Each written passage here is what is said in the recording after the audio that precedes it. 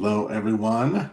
Today we're going to cover all your favorite Colorado sports teams, including something we haven't talked about yet. So we're excited to break down the week for you, and we'll talk about that on the other side.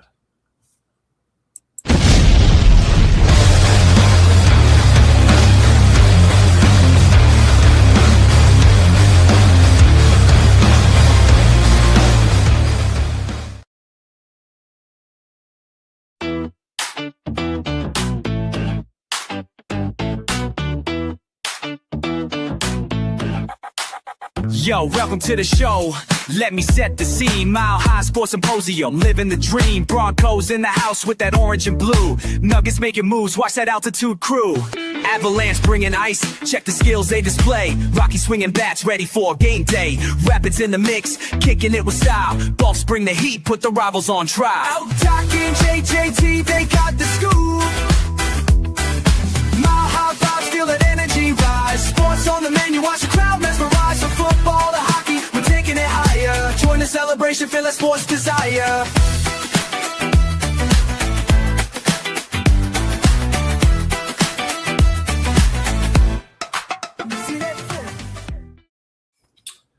Hello, everyone. Welcome to the Mile High Sports Symposium. I am one of your hosts, JT Matthews. I'm here with my co-hosts, Chris, who I'm finally doing an actual live real pod with, not just a collab mock pod, which is good because I've been out for a little bit. And then, of course, I'm here with the doctor, Nicholas Channing. Doc, Chris, how are we doing today? Chris, you're a little under the weather? Yeah, I played hurt a little bit. My kids, man, they bring home the worst diseases. This is a fact. Diseases. Going diseases. From a virus to a disease. You know, I mean, it's a pretty significant jump, JT. It's a pretty significant jump to go from. I'm saying, I mean, it feels that way for sure. Yeah, for sure. Yeah. And Doc is playing a little bit injured today, too. I mean, we got to pull out. We feel like the Nuggets right now. I'm Jamal Murray. You guys are all the hurt guys. Yeah, you're the one that's usually hurt, and we're the ones that like. But you know what? We're still here. Okay. You know what?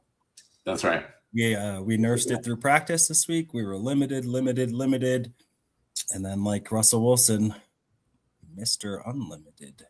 We're back on the pod, you know. Nothing's gonna keep me from talking sports. So that we will do. Not a fan of like the gloominess though, you know, like it can rain or whatever here. That'd be great. It's like overcast, like it's the hard pass. And again, I'm going to reiterate to all of you also, super not okay with April Fools utilized on information platforms. Just not a fan. Yeah. I'm with you. You know, everyone's got to get their jokes in. I get it, but also like do you think if you do that stuff that like your mom loves you? You know, are you a person that like when you do that, you're like, you know, you get like text from your mom, or are you that person that's just like, I'm gonna post this on because I didn't get hugs, you know? Yeah, it's definitely not attention-seeking behavior at all. No, like especially, you know, what sucks is like when it's super close to being real. Like I don't mind the ones that are like so. You know, like Vaughn doing it and be like, I'm going to be a Raider. Like, that's fun. You know, like, all right. We know that would never happen in hell. And, all right, get it. You know, the Broncos re-sign Russell Wilson. Like, that's funny because it wouldn't have happened. And we all know that. You know, Aaron Gordon being out 4 to 6 weeks. That is in the realm of he could. Like, don't do that to me. I've been mad all day. For sure. All right, well, let's talk sports. We threatened to talk sports, so let's talk sports. I think we're going to start out, and Doc suggested this, which I think was a great suggestion and definitely noteworthy. In case we're not aware, Denver has a women's soccer team. It is the National Women's. It's National Women's Soccer League. Soccer League. Soccer League. Yes, thank you. Thank you. I just couldn't get it straight in my head. The Denver Summit, who had a historical showing for one of their home games over the weekend of 63,004 individuals that attended that game at Dick's Sporting Good Park. And to be honest, it was not at Dick's Sporting Good Park. Really on my radar. That was at Invesco. Yep. Yeah, that's right. 60,000 people. Yeah. Empower Field and Invesco Ball Arenas. Ball, the thing. Right. That's my apologies. No, you're good. Just I think it's a testament to what a good sports city Denver is. I think we're going to chat about that a little bit. But also just, supporting women's sports in this town. I think that it's something that, we've wanted to see WNBA team. We wanted to see various other sports kind of take off, women's sports take off in this environment. And it's nice to see that, when a team is placed here, that Denver fans will come out and Colorado fans will come out and support that team. Record setting. I mean, that's pretty amazing. Obviously, it's something that I don't know. Maybe it's controversial. I'm more of a women's soccer fan than a 100%. Women's soccer. When the World Cup rolls around, I'm all for the Women's World Cup over the Men's World Cup. I think it's a great sport, and it's just really cool to see that a team placed here is getting so much support. And I would, I want to get out and represent. Just being a soccer fan and having a product that's worth going to see right now. And it's pretty amazing.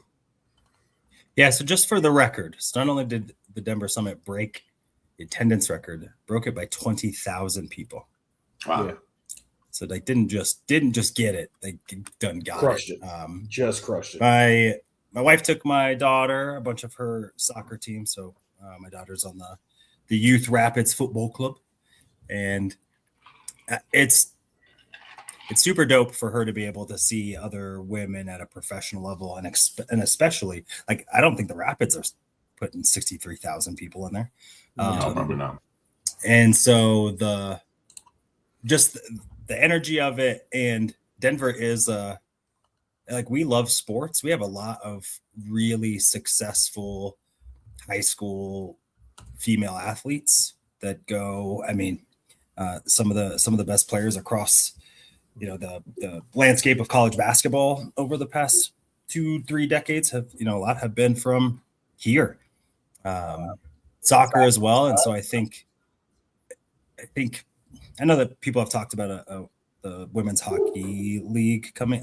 I don't know enough about hockey, let alone women's hockey, let alone. So I will smartly say I do. I'll just say that I won't talk about that one thing because I don't feel, but I do know that we would support the hell out of a basketball team. And then obviously you saw the support for the soccer team. I have no doubt if there was a hockey league, we'd show out. I think Colorado, I mean, let's all remember, okay? Colorado Rockies suck. We're one of the most futile teams, not today though, baby. One of the most futile teams in the history of sports last year. Still managed to get over 3 million people to attend baseball games last year. So just for all of us to remember, if you build it sports-wise, we will go. Like we packed a bunch of times. We packed the McNichols Arena with watching Anthony Goldwire. And, we love our teams and we get back and fandom is huge here. And so I didn't doubt that we would show out that well, but I was still really proud to see it, heard from a few people like that. The flyover was like one of the best. It was like, it wasn't huge. I'm not for burning billions of dollars for flyovers, but hell, if you're going to do it, the women deserve it too. We throw it out every Sunday for the Broncos. To be able to have that electricity and it to be a really, really good game. Rodman plays for the Seattle team. And so there was some star power in there. And I just thought that was a great showing. The women played really well. And it's cool to see, and that's like imprinted right forever. Like Denver, we got our credit for showing out and legitimizing women's sports and professional sports in Colorado, and so that was a really prideful moment for me, just being a Colorado sports fan. Yeah. So the talking to the women's hockey league, it's called the PWHL. It's a professional women's hockey league. Denver was one of the finalists for one of the expansion teams that eventually went to Seattle and Vancouver. And I've gone to a couple PWHL games. They're fabulous. They draw there. So, yeah, I think we could absolutely support a women's hockey team as well. So, but super cool about the I bet I knew that we were in the running. I didn't follow because I had heard it was a long shot, but I knew that we were. It's nice to know that we were like in, and you lose it out to Vancouver and Seattle, which they don't have a basketball team, so we'll give them I think one of the deciding factors was the fact that the ownership group, the Kraken, partnered with which I'm not for monopolizing things, but the WNBA really started to kick off when you had serious investors in it, and you can see now. Just one, we need a team. But two, congrats to the women's WNBA, their union for their bargaining agreement. Not only did they improve their base salaries, all that stuff, they got retired players paid, like back pay. Not a ton, it was like 50, 80, 100,000, which is nice. But just to say thanks, they all know that's not enough for Rebecca Lobo and Candace Parker and the women from yesteryear, but without them making peanuts and really, really staying in the fight, we don't have Caitlin Clark and Aja Williams and fantastic. Yeah, I mean, it's super cool, and not every union is tough and strong. Like Holden, NFL, I'm looking at you. It was just cool to see that, and to see hey, you know what, we don't even need that part of the pie. We want it to go and pay homage to the women. We know it's not enough, but it's a gesture to say thanks. I'm watching my girls compete. Both of my girls are way tougher competitors than my sons are, hands down. But with that, it's cool for them to be able to really see and not just see on TV, watching Mia Hamm and all that stuff back. That was great. But they weren't in front of you, right? They weren't in front of you game in and game out. You get to know the players and build relationships, and I can buy my daughter jerseys, and then they can go watch that person. And that stuff that we have been privileged to have in men's sports, it's not thought of, right? Is what Bronco player am I going to get today? And all those things. It was easier for me to connect. So, and it was a good product. I agree with you. I'm coming around to the men's game, especially just getting more into the Champions League and some of those things. And MLS is getting much, much better and respected, I think. But I've always thought the women's game has been my favorite of the two. And I also obviously like national pride. The women have consistently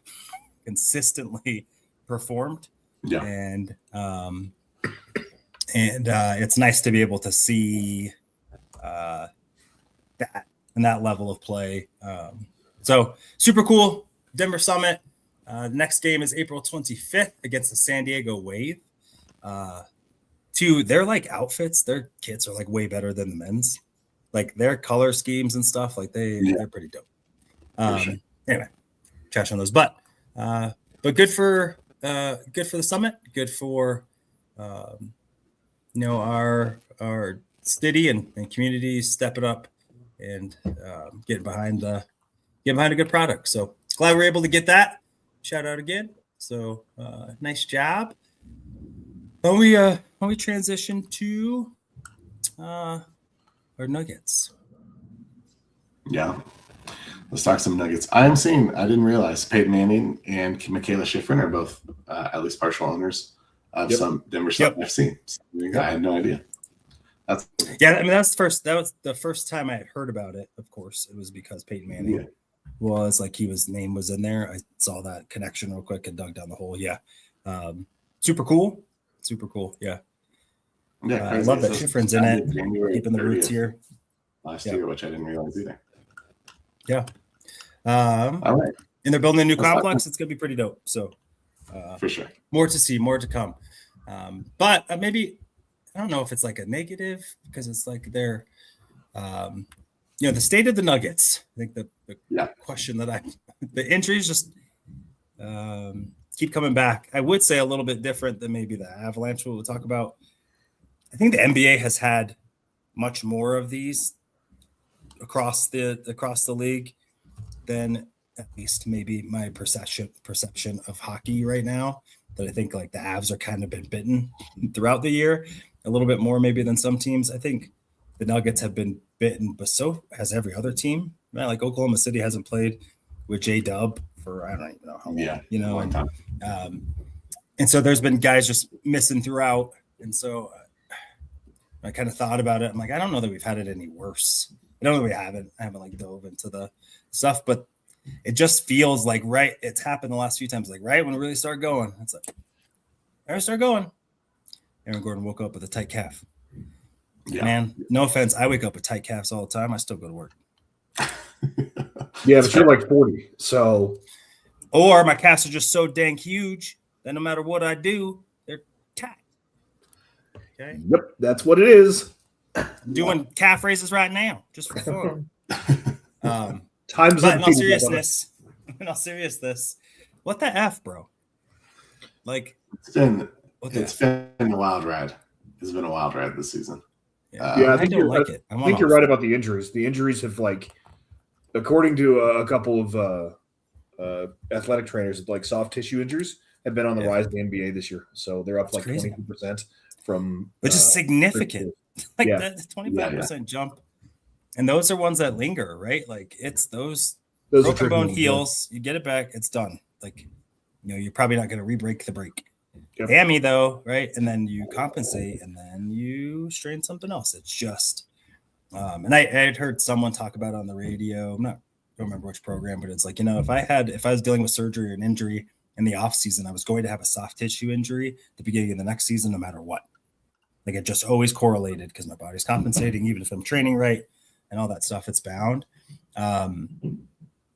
Because of the injuries, I think we all agree that the Nuggets have been inconsistent at best. I think we would all agree without Aaron Gordon, this team does not win NBA championship. We all agree on that? Okay. Correct. So we're all there. All right. So outside of the stupid post that I saw that panicked me, it sounds like this is precautionary in terms of like Aaron Gordon. Yep. Tight calf. There's no point. You're AG. You don't take a lot of run up.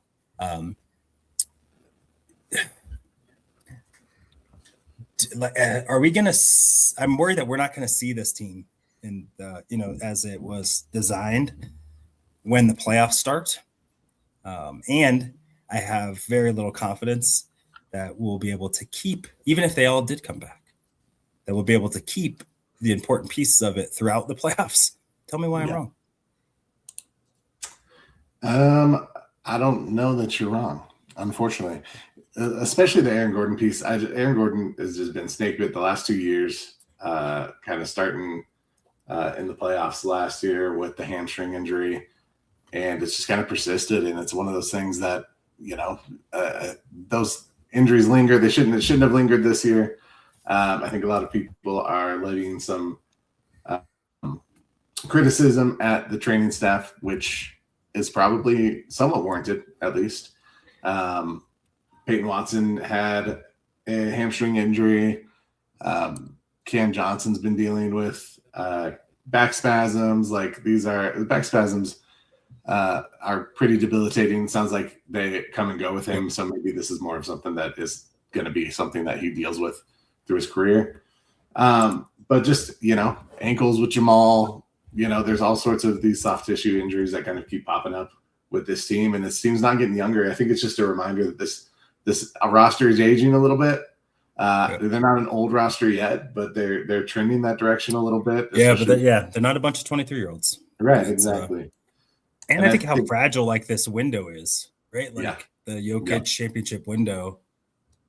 I think we're at the place where you can't throw seasons away anymore. You can't chalk another playoff loss. It's all those things. So I think 4 starters over the age of 29.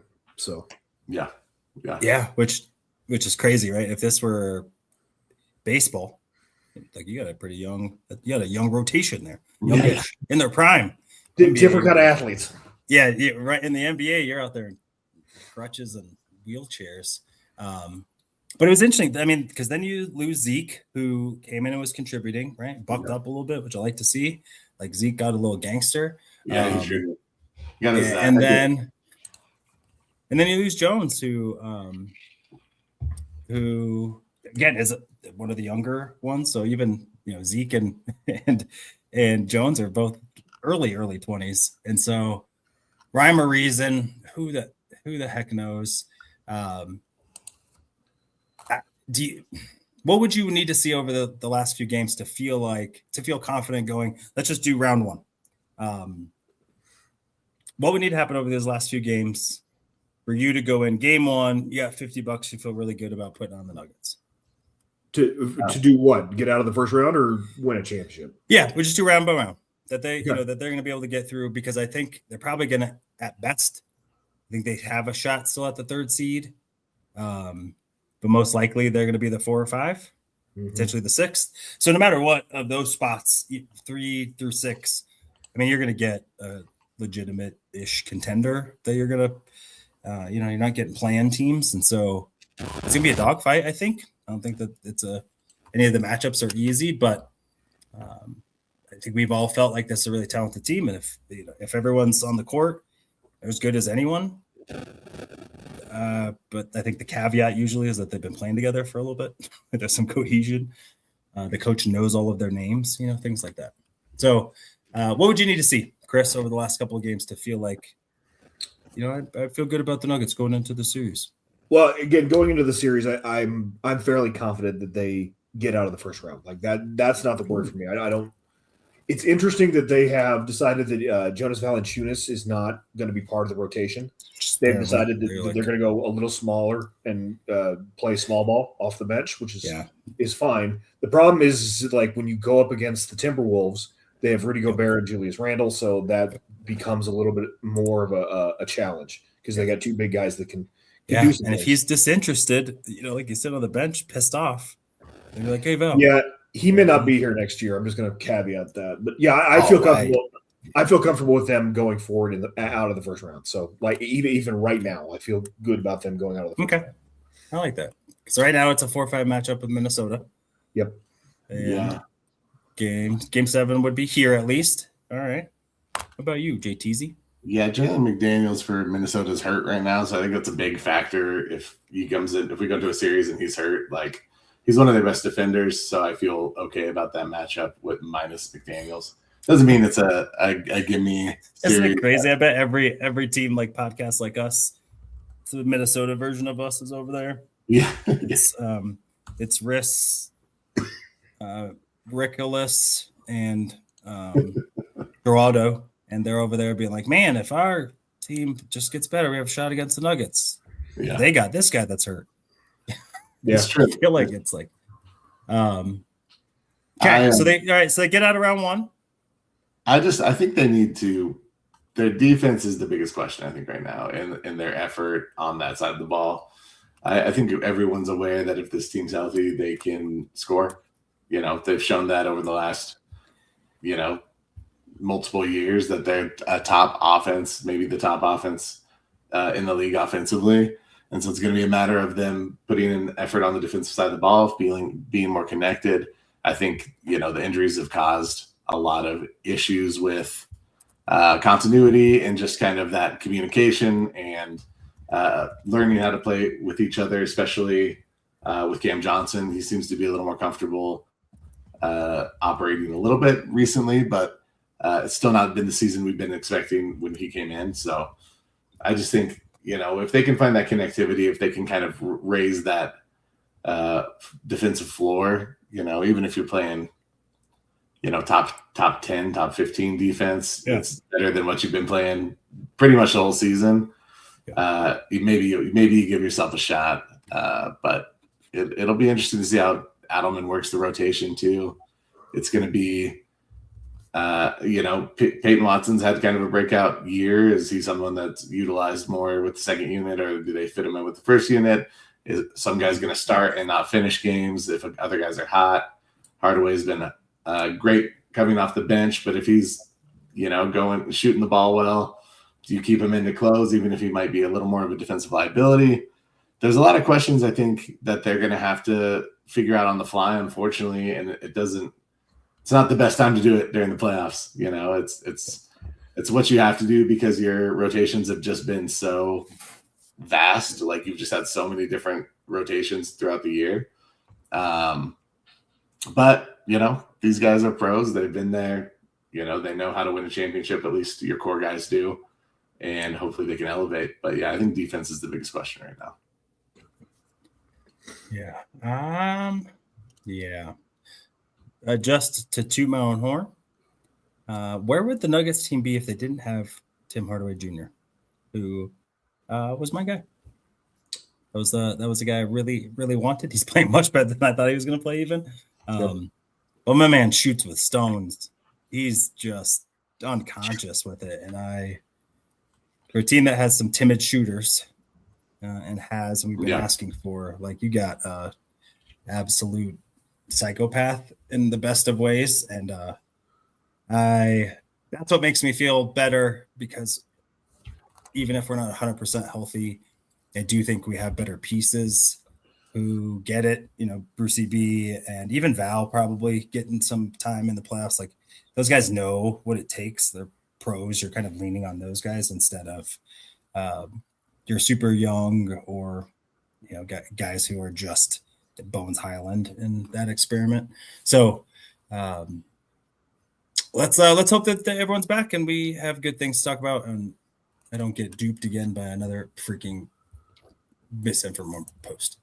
So do we want to do a little breaky first, or do we want to jump to the Avs and then break? Which one? We can break. All right, let's do that. By break, I mean we are just going to tell you some stuff. So one, make sure you go like, subscribe, comment for the algorithm. Help your friends out. Forward. Like if you could. All those things helps out the network. And we have this drink for you here. Nick, why would I need that? Well, let me tell you. Whoever gets through a day and says, I don't need caffeine to get through, they lie. They lie to you, to your face. That isn't true. Do yourself a solid and get you some Dubby. Okay, so Dubby is an energy drink, Jittlerless Energy Blend. You can use our promo code at checkout, OBN10, for Orange and Blue Network 10, or Bownix 10, because he's Bownix. And then, so with it, all the good stuff, none of the bad stuff. You can't pronounce it, you shouldn't be drinking it. And with that, even though we are your favorite podcasts, we have some other dope podcasts on the network. We do. On the network. On the network. I think there's a little delay, but I'm working with it. Mondays and Fridays at 11, you got Orange and Blue Blitz. Mondays at 7, Broncos Bros. Nothing Rhymes with Orange and Blues. Tuesdays at 7:30 p.m. You also have us, of course, at 2:30 p.m. on Wednesdays. Broncos Talk Wednesdays at 6 p.m. Mile High Oukast Thursday at 7 p.m. Our Spanish Broncos show, Viva Las Broncos, Fridays at 6 p.m. And then, of course, our breaking news, pregame, play-by-play, and postgame shows. Fresh Squeeze, Get Bucking Booth, and Buck Your Feelings. So lots of Broncos content, but lots of Colorado sports content. So join us, of course, on Wednesdays. Join our guys on the other days of the week, because there's lots and lots of stuff to fill your algorithm with. That's right. Probably gonna be doing it anyway. Do it with people you like. Just saying. All right. So with that, there's another team in Ball Arena who is actually playing some pretty good hockey. Just before we do that, the Nuggets have won how many? 6 in a row. Yeah. Mhm. Remember? They're on a pretty good little tear, right? Yeah. They're doing Yeah. good. So now that they have They're everybody doing well. back Yep. in the flow. So we got that. And they do play So the we got the Spurs and Avs OKC who down the are- stretch. Good. Yeah, I mean, we're going for that. That's all right. Gut check time, baby. Yep. But your other local team in Ball Arena, Colorado Avalanche, are on back to play tonight to open up a home stand. Finished 4-0 on the roadie. Some injuries have occurred, but we're going to look on the bright side because I was told that's what we're going to do today. So with that, injuries, guys. Stop me if you've heard this before. Cale Makar with an upper body injury. The old hockey communication sounds like maybe a sprain of the AC joint, some shoulder stuff. Heard Bednar's interview on Altitude and said, it's really precautionary. We're not worried about it. We feel good that he's going to be back and ready to go by the first game or before the first game of the playoffs. So let's take him at his word because we don't have to. But we continue to have injury questions. Do we have enough depth to withstand injuries within the playoffs? I think durability is a real thing. You add the Olympics, which a lot of guys are played some extra ice. How are we feeling, boys? How are we feeling with this team coming up with a final push? I think it's 3 final push to secure the President's Trophy.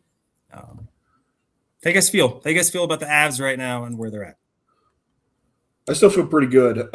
Again, some of the trades they made at the trade deadline, getting those depth pieces of defensemen, I think, maybe they will have to play a little bit more or a different style of hockey down the stretch where it's more of a grindier physical kind of game. But that's why we traded for those defensemen at the trade deadline. Get that depth, so this wouldn't hurt us as bad. So I'm very much okay with, them sitting like McKinnon for a game just to make sure the entire team is healthy and your stars are healthy. So Nazem Kadri also scored twice against his whole team. Good for him. Yeah, that was fun. So Always cool. It's always cool. It's not like scoring on Bennington, but it's close. No, yeah. I think I do worry probably a little bit more about the defensive depth just in general. I know they brought guys in, and I think that they're more well prepared than they were before the deadline.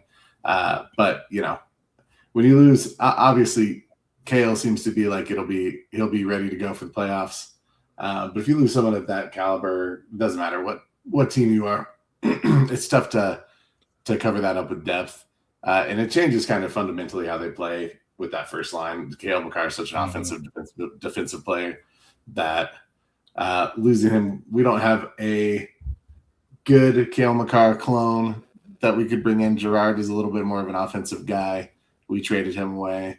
It'll be interesting to see how they navigate some of that if they need to. But otherwise, I feel pretty good. They did make their depth is probably as good as it's been at the center position in years. Goaltending, they have some depth, with the Blackwood and Wedgwood. As long as one of those two guys goes, you feel okay. So, I think injuries are inevitable, especially with this crew. Landeskog's been dinged up. Nichushkin's been dinged up. Leikkonen's been dinged up. We've had a lot of guys that have missed some time. But they keep winning games. They're still tops of the league. They still got a good lead for the President's Trophy. I expect them to close the season. Maybe not quite as well as they began the season, but ready to go into the playoffs and show that they think that they're the favorites for a reason. Yeah, I mean, I love it. I think that they have done a very admirable job of getting through. I think we were super spoiled with the start. It was a historic start, and so anything now less than historic makes it feel like, oh, they're stumbling. when in reality they're still just playing really good hockey. I like that you mentioned that, Chris. I mean, it's because it's going to get, this isn't going to be I think McFarland did a good job of making sure that this team reflected what kind of play is going to win in the playoffs instead of feeling really good about the skating prowess when no team is as talented as this team top to bottom, and smart coaches aren't going to try and let you do what you want to do. I think they're aware, kind of like Winnipeg came in and did to this group a few games ago. They muckied it up and made you play perfect, made you, wore you down, all that stuff. So I think they're built for that. I think Brent Burns, just guys like that I think have added grit, smart, intelligent, tough hockey, I think has been super impactful. And yeah, I mean, to get guys on the ice, LOC's got to move, Colton's got to move, and make room for guys. I heard Bednar talk about moving Nas maybe even to a winger on one of the first two lines, just to do that, and kind of finding right now about how do the guys feel about maybe playing in different spots if need be, just to kind of keep freshness there, unlock some things if things aren't working. How can you prep for that over the next few games? I think they're also going to shorten their lines too. So going into the playoffs, I mean, you're not going to be like, oh, we'll roll our fourth line out there. It's like, no. We're going to get the best players out there. So we're just going to. Right. Yeah. I mean, even your third defensive pairing in games aren't going to play as much, depending on, how much you're up and down and all those things. But I do think is interesting. I want to get your guys' quick take before we do Bronco stuff for sure, is I heard Bednar say, hey, you know what? Like, what's worked for us is that we have went back and forth with our goalies. They're both really good. He said, I don't feel like doing, if we've done it one way throughout the season, why would I then now change it in the playoffs? And then we do one guy when both guys have played well. They're in the respect of their teammates in the locker room, and we feel good about when either of them goes up there. So I don't see us doing anything different. How do you feel with that? With that? Because it's weird because I'm having some feels about it, and I don't know that it's rational. But what are your takes on that strategy, and if it's deployed in the playoffs? Would you be for, against, or some version of any of them? Well, I mean, the fact that it's worked all year gives me a little bit of more confidence in it. Normally, I am, riding the hot hand. It never seems to work out. But again, like if you're going to ride the hot hand, having two, top 10 goalies in the league is, a decent thing to do. So, so I'm okay with it. I don't know that I love it. So, yeah, I like that. That's good. What about you? Yeah. Cheesy. I mean, I agree. They've been pretty dominant this season outside of some stretches. So I think more the takeaway. My takeaway is like they want to approach their game planning the same way. But I think obviously when you get into a series, it's just so nuanced. The game planning, the matchups become so nuanced. Everyone's making adjustments on the fly. So I don't know that we won't see that if needed. But I think relying on your lines the way they're built currently, I don't think they're going to do much retooling of those lines. I think they're seeing success now with the power play units they're rolling out, as opposed to earlier in the season where they weren't scoring. So maybe they've solidified that a little bit more. Maybe it's just more of a signaling that they're feeling more comfortable with their special teams. They're feeling more comfortable with their lines just being a little more set. That's kind of my takeaway. But we'll end up seeing, obviously, in action. There's no way they're not going to. I mean, I think they're going to lock up the President's Trophy. We'll see. There's some teams pushing, but you'll. The NHL playoffs are a unique monster where you see teams that have set regular season records lose at the first round to an 8-seed team. So, regular season success isn't necessarily an indicator of playoff success. 100%. And and I think right now today the Avs are back home against the Vancouver Canucks, who as of right now is their opponent in the first round.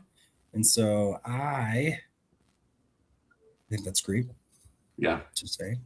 But yeah, for some reason, like the traditionalist in me, which is super weird. Like I don't like it. You go with your ace and you stay with your ace because that's how you're supposed to do hockey. And then I was like, well, but they have been really good, and both of them have been really good. And so maybe it's matchup dependent, it's field dependent. I bet though that they'll be quicker to yank one. If they give up a couple goals, I bet the guys know that. Like, hey, if you're just not feeling it, you feel good about the next guy, and you guys will always be that to each other. It's not a this guy plays no matter what scenario. So I feel good about it. I think they'll get guys back. I think they'll lock up the President's Trophy pretty soon. I think be able to manage some guys. I think the thing that will be the most important for me personally is them getting through that first series quick. So really let their guys get settled, all the things so that they can take a deep breath after a really hard push this season for the President's Trophy and to really secure their own path and destiny to winning a Stanley Cup.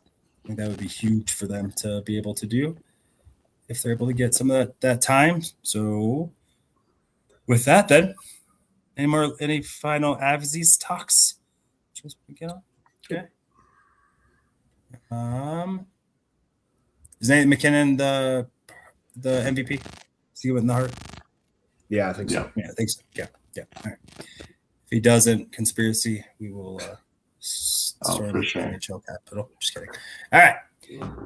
What you've all been waiting for. The guys talk about the NFL draft. You need a draft for that. Okay. All right. I won't do it again. I'm gonna let you tee us up, JT.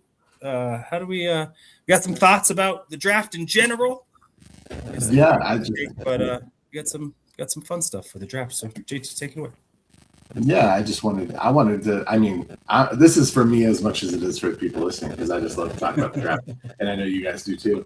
I think I know we've been kind of all looking at these players for a long time now, and as the draft's approaching this month, I just want to know maybe who you guys are a little warmer on, a little colder on. Maybe not necessarily someone.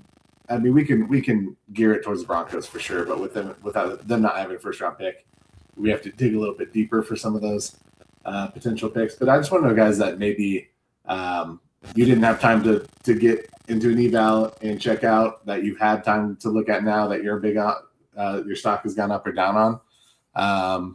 And vice versa. Like if it's gone down on anyone that you initially liked, or maybe you like someone and then, evaluated more of that position, they dropped him down.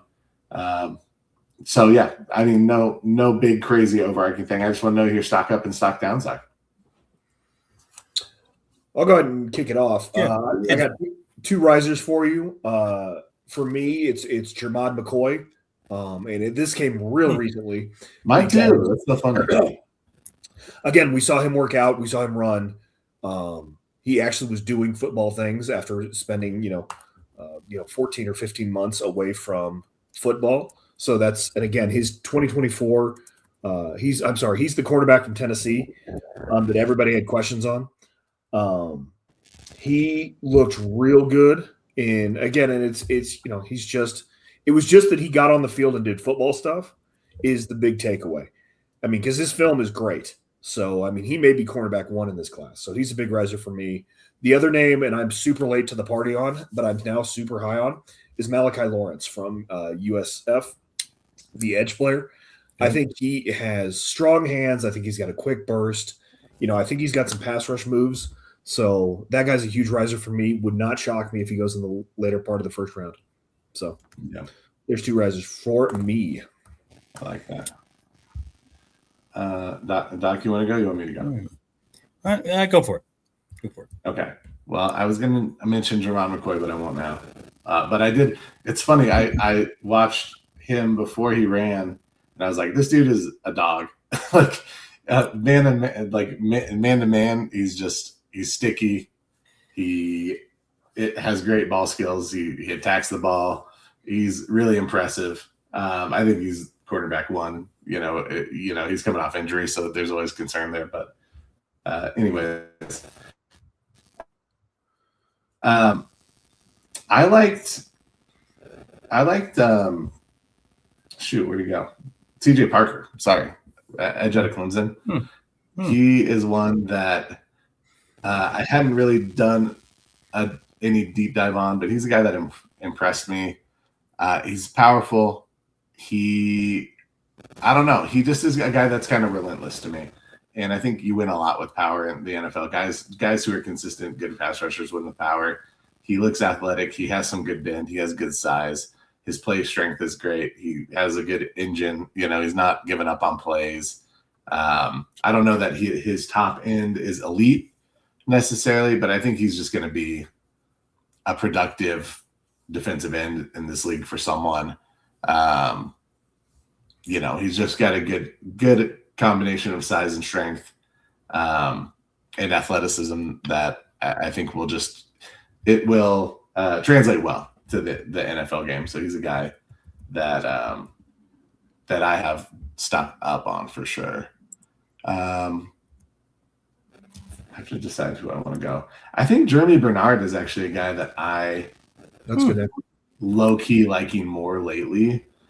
And he's wide receiver out of Alabama. He's just a solid, all-around, good wide receiver prospect.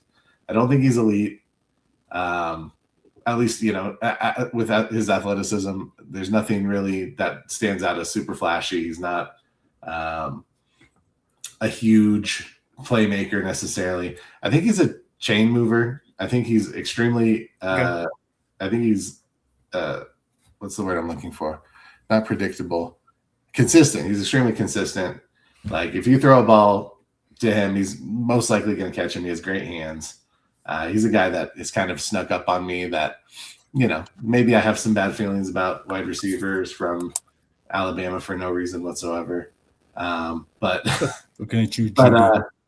Bernard is a guy that I think someone will get and they'll be pretty happy with the return just as a consistent playmaker.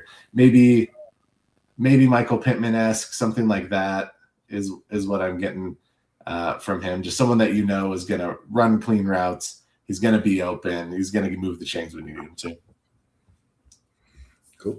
I like that. All right. My riser, some people as I've been scouring the old intro waves that I come to dug a little bit more on is Micah Morris, offensive guard out of Georgia. Nice. He had a 9.98 RAS score, relative athletic score, which would signify at 6'5", 330. That's what it said. That he is what we call a freak of nature. And I'm all about that. I like to get freaky. Lady in the never mind. But as you know, Ben Powers' contract gets a little easier to move off of. Be a little bit more salary cap if I look at it from the Broncos perspective. I think it makes a ton of sense for a guy like that in maybe round 2 to 5, depending on how much you feel like you need to guard. If you have minimal capital, and so making a deal for a guy like that, I like how so I think one thing that will help make him fall was limited amount of starting snaps. So he's I think who's the tackle? Georgia tackle. Yeah. Both of those guys had to bide their time and wait because he had pretty established offensive line talent at Georgia for the past, 6 years or so, 6 or 7 years, maybe even. And so coming with ton of athleticism and, but again, at 6'5", 334 with 33 and 5/8 inch arms, 10 inch and 3/8 inches. Apparently pretty good at the foosball, Bobby. And so one other guy that I really like that I think I'm trying to talk myself into it, is Gabe Jackus. Yeah. Maybe not. 6'3", 270. Had 11 sacks this last year, was a monster the year before.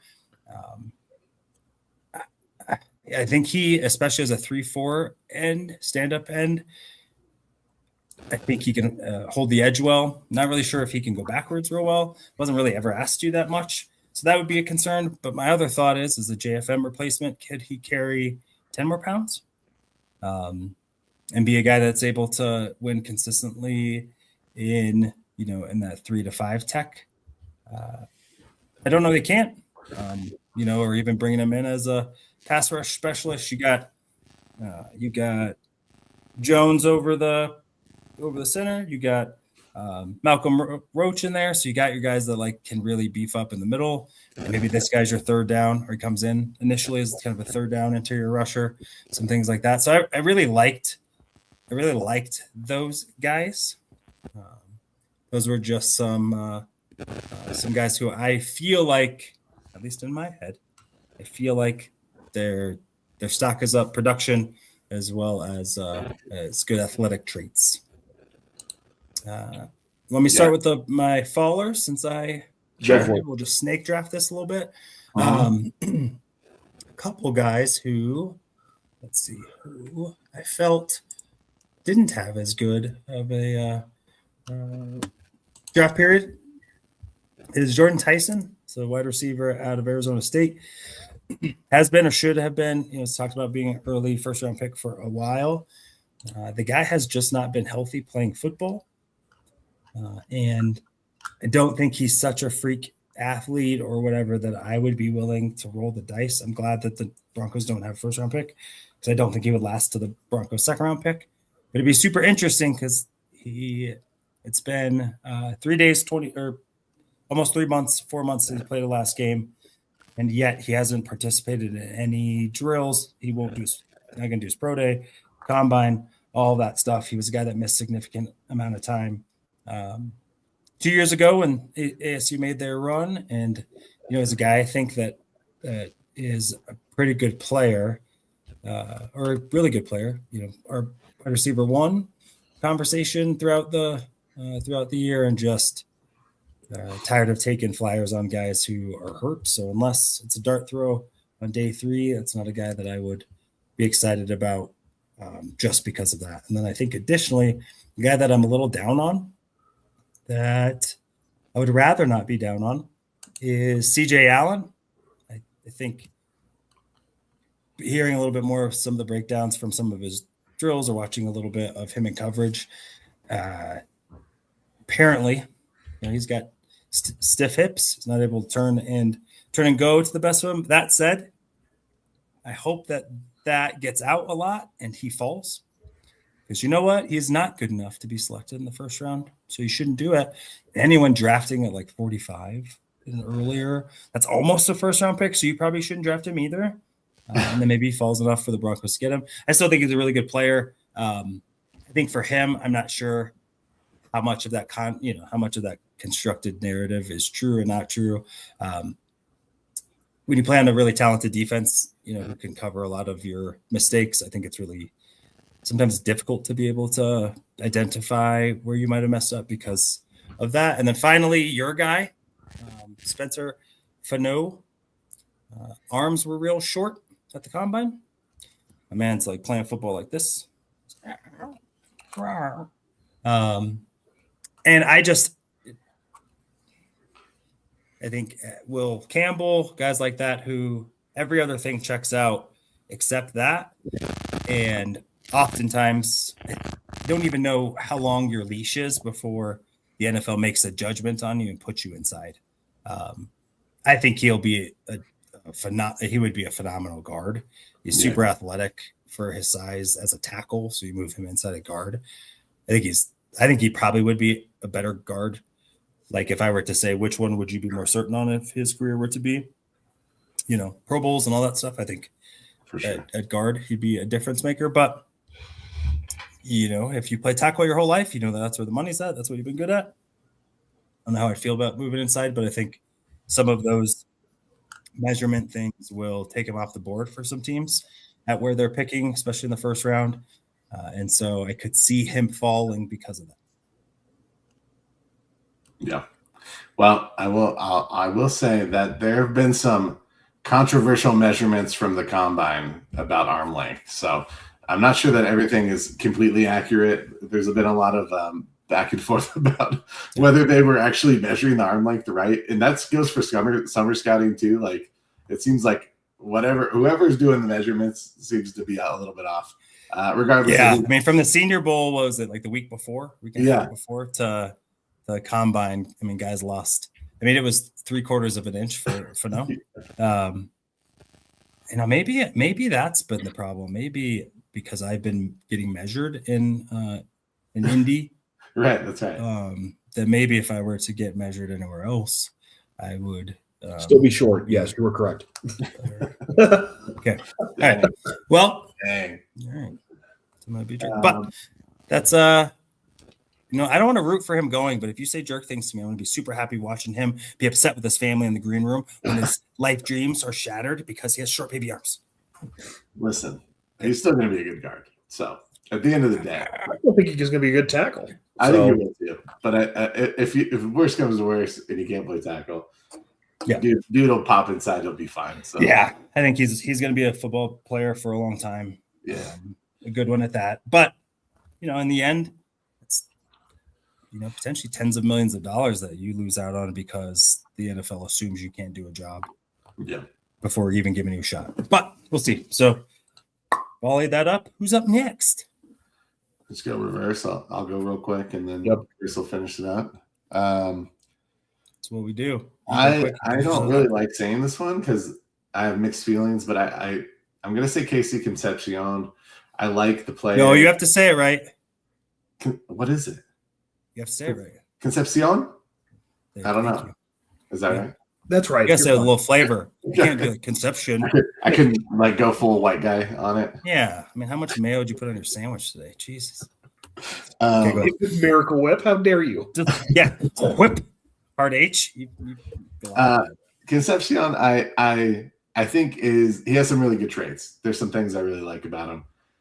The thing that I have the most trouble with, and maybe this is just being a Broncos fan, he has a lot of drops over his career, and that worries me.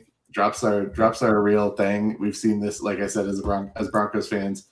We have some talented guys that have some really big traits that pop, but when you need them to catch the ball and they don't, it really can kill a drive, stall you out on offense.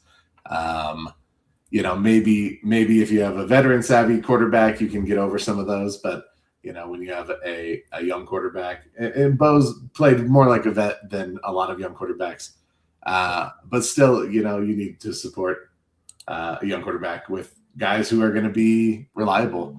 And I just worry about that with Concepcion. He separates well. When he catches the ball after the catch, he's really great. But just that's just one sticking point with me that might keep me from taking him in the first round. If I were lucky enough to be in that position. And then the other one, I'm going to go another receiver. And I don't know that this one's too controversial, but I liked what I saw from Chris Brazzell early in the scouting process, quote unquote. I'm a little worried more about him as a pro prospect. Obviously, he's got speed and height and length. Those are all good traits to have. I did hear a stat that in college, in 2 years, he lined up on the right side as a receiver for all but 2 plays in 2 years, which is pretty crazy that he only plays on one side of the field. I'd be interested to see if that matters really at all on the other, at the next level. I'm not sure that it really does, but it just seems odd that you would put the same guy or that guy on the same side of the field for every play that he has in there. Just something to note. And I do think that he needs to be coached up. He needs to become more of a refined route runner. So I don't know. I have mixed feelings on both those guys. I think that they have good traits, but I think I'm more down lately than I started out with them. Brazzell's a good name. That Josh Heupel offense does not give them at Tennessee, does not do the receivers any favors. Yeah, I read an interesting stat that out of his routes that he ran last year, 50% were either goes or hitches. Right. For the entire season, and that is beyond crazy. Like you want to see a more developed route tree than that. So I agree with you on Chris Brazzell. Yeah. Yeah. So for me, it is. I'll give you one in the first round, which is Caleb Banks. He's super freaky athletic. His highlights are really impressive. Yeah. The problem is that he's very inconsistent when it comes to the highlights. I think he's got a wicked first step, but once he gets engaged, I don't think he knows what to do. I think he's either trying to just like lean on people or, push them around. And that's just not going to happen in the NFL. You're not going to be able to push everybody around. So you're going to need to have a plan. So anybody taking him in the first round, I think we'll need to have a development plan for him. And I would not expect him to come in and contribute right away. So, and that's not something I want in my first round defensive tackle. For sure. So the second one fallers for me is this running back class. I am just less and less impressed with like the day 3 guys. I think you've got like 5 or 6 like running backs that I think can come in and contribute and be at least a rotational back. But after that, have just nothing but like question marks. Like even like Robert Henry Jr. from UTSA, explosive back, coming off injury problems. Le'Veon Moss, Texas A&M, like complete back, but like never played because he was always hurt. Or they have fumbling issues, or they can't catch, or all they do is catch. So it's like you don't have that. You don't have those guys in the day 3 and later that really are, I think, can come in and be a rotational guy. I just don't see it. Yeah, I'm with you. I mean, I think it's the 2 running backs from Notre Dame, and then there's a big drop off for me. So agreed.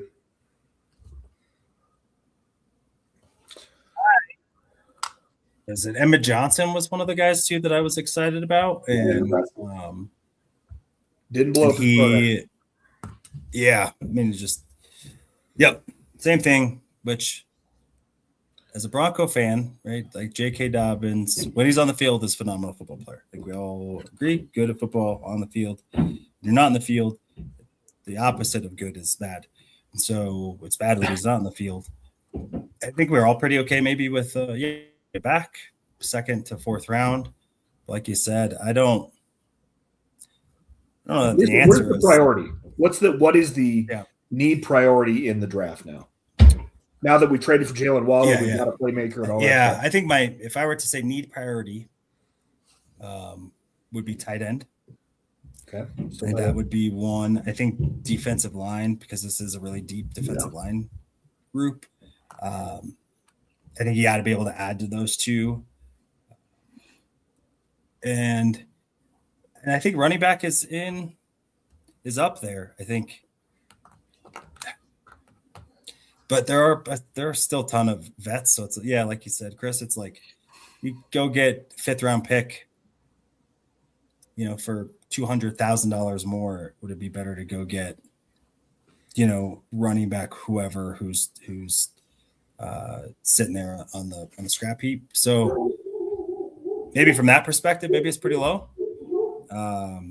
If you were to take that, I would feel better if there was somebody who you felt like JK goes down, you got someone that at least had the skill set to do all the things. But I think having a dynamic or even a tight end who is an elite blocker, that is going to smash you in the face, because we don't have one of those on the roster. See, I'm going to stop you and disagree, because I think Sean Payton has come out and said that's Adam Troutman.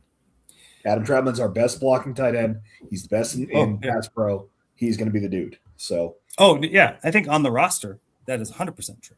Well, but I think he's content rolling out Adam Troutman. So I fear that you're correct. I think, Kroll and Atkins and like those guys, I think are in the mix. Those are good. Those are NFL players, probably. But Evan Ingram isn't going to be here next year. At some point, it would be nice, probably, to if you got a guy with some starter skills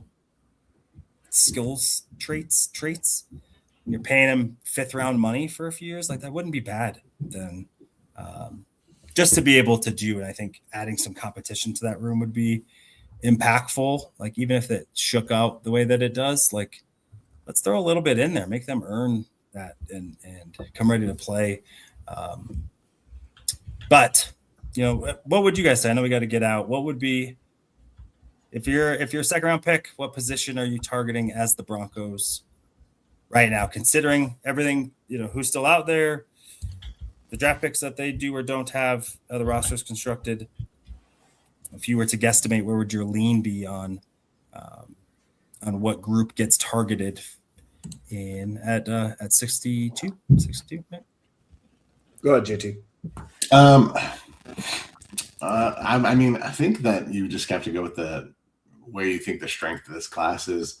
For me, I'm probably looking at linebacker, defensive line to start, maybe an edge, just because I think that's where you can find value with, a late second round pick. I think wide receivers, I think you're going to really depends on who's left, but you're going to be parsing through some of the guys based on traits. I think there could be some really good linebackers and defensive linemen that are available in that second round. And then, to be honest, fortunately, the Broncos are in a place where they can kind of take best player available.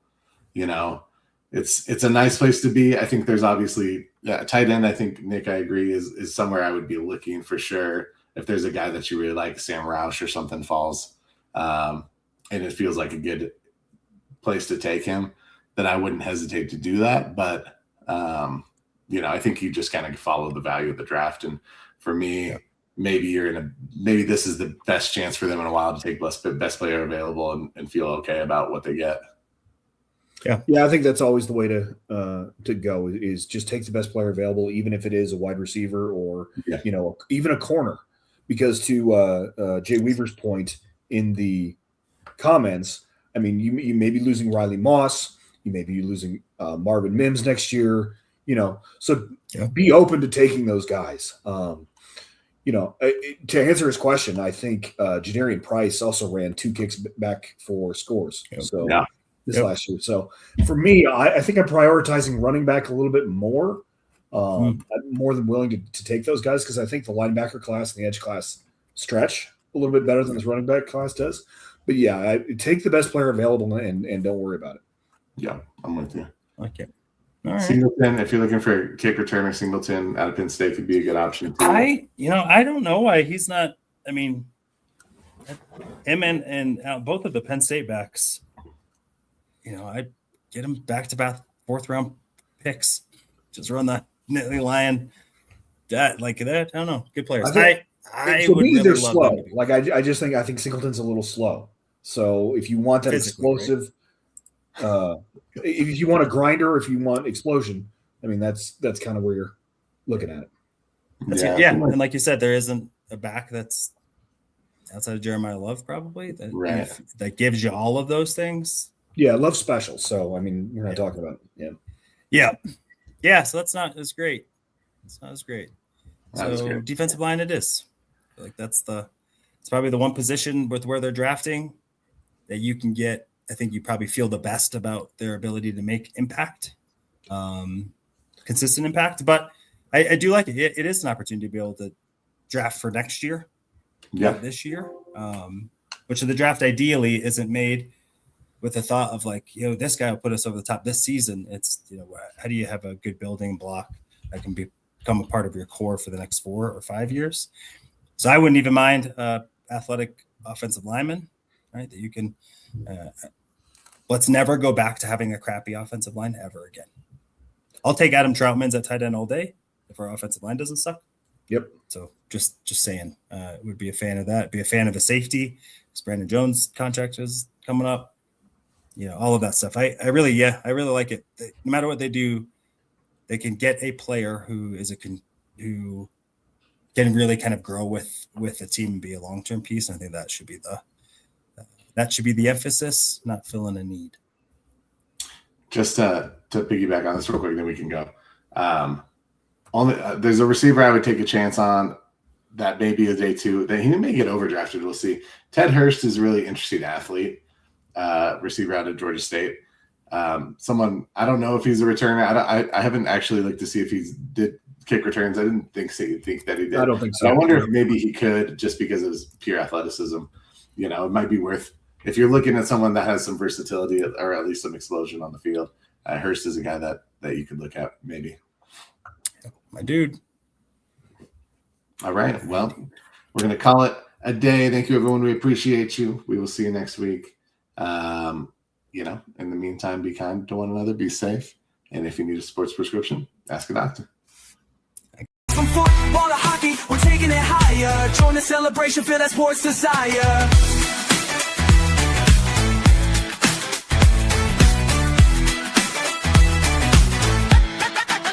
So grab your crew, let's hit the show. My high sports symposium, let the good times flow.